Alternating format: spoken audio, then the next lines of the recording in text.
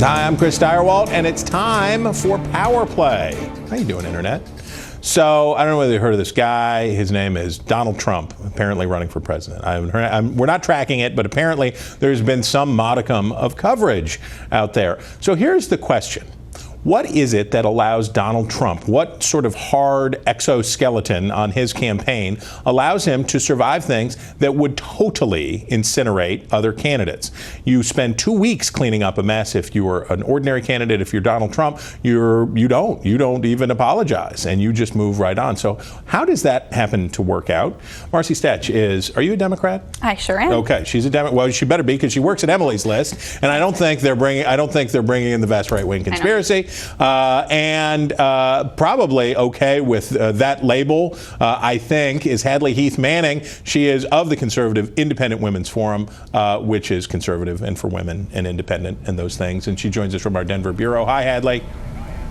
Hi, thanks for having me. You bet. Okay, so here's the thing.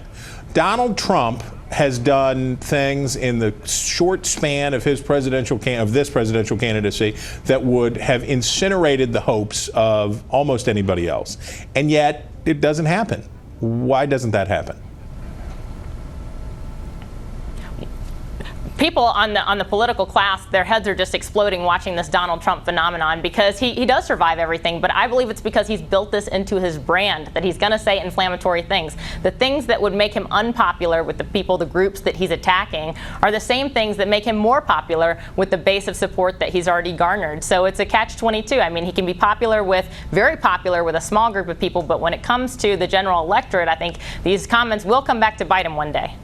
Well, but that's if he's the nominee, right? That's right. Well, he is the unequivocal Democrat or Republican frontrunner right now. I mean, we have to remember that, sure, it's August of 2015, and we have a lot of election ahead of us in the Republican primary and also the general.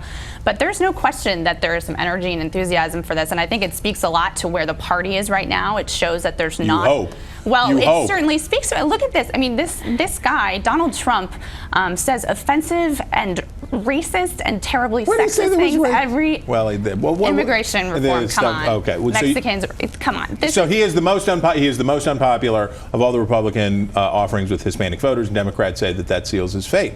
But does it really adhere to other Republican candidates? So far, that's not what polling indicates. It does not indicate that his brand has overtaken the Republican brand. Well, it's overtaken Republican candidacies. You look at Jeb Bush, who's spending every day now trying to take swipes at Donald Trump in hopes that he can maybe take him down a notch or two. You've got other candidates who are doing the same. This is a real problem for the Republicans right now, and there's no sign of it stopping. Hadley? I'm not going to deny it's a problem, but you look at the field, there's 17 people still in it. I think after Christmas, we'll start to see some of those other low-polling candidates drop out, and that support will pool around a different candidate. You look at the field, you say, which one of these is not like the others? It's Donald Trump. And so I think you've got too thin support spread out too wide among the other Republican candidates at this point in time. And there's no question about that, Hadley. But what about this? For those candidates who chase Mr. Trump down the path, and whether it's on deportation, whether it's the language, whatever it is hard if you have a bunch of candidates locked up in the middle to resist the urge to chase. And we saw that in 2012. What about the candidates who chase him? I think there's a good opportunity for conservative candidates to say, look, when it comes to policy issues, I'm just as conservative as Donald Trump, but I don't have to use the same kind of inflammatory style that Donald Trump has embraced. That's really not statesmanlike and I don't think represents either party or the United States very well. Okay, now, so here's the thing, Marcy, when we look at how you survive in the media world. It's a hellscape, of course, of the modern American political media life. And your donors are screaming at you, quit screwing up, and that makes you screw up more, and it's a catastrophe. So, but for Donald Trump, does it help just by volume? Just that by the time everybody's about to hone in, and whether it's Planned Parenthood, whether it's whatever spat he's in, whatever he's doing, that on another candidate people would hone in on. In Donald Trump's case, the next thing has come along so fast that you can't even, you try to get down to one thing, but it's like, well, now Jorge Ramos has been excused from the room.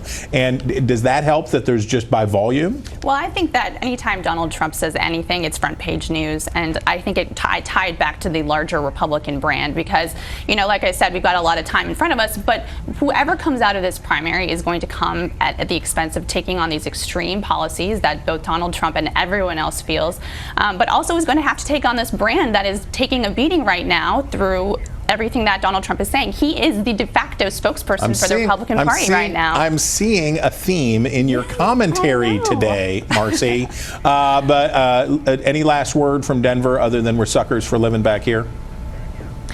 Of course, Democrats like Marcy enjoy tying Donald Trump to the GOP brand, but I think it gives us, as conservatives, the chance again to differentiate what it means to be conservative. It doesn't mean being rude or inflammatory. It means having the right limited government, free market policies, and that's the message we need to stick to. The correct answer, of course, is to get a hat that says "Make America the Greatest," not great. You need a better hat, and it needs to say "Greatest," not great. You guys are great. Thanks for being with us. We appreciate you. You, Internet, we appreciate you, whatever your hat says. And we hope you will come back for more Power Play real soon.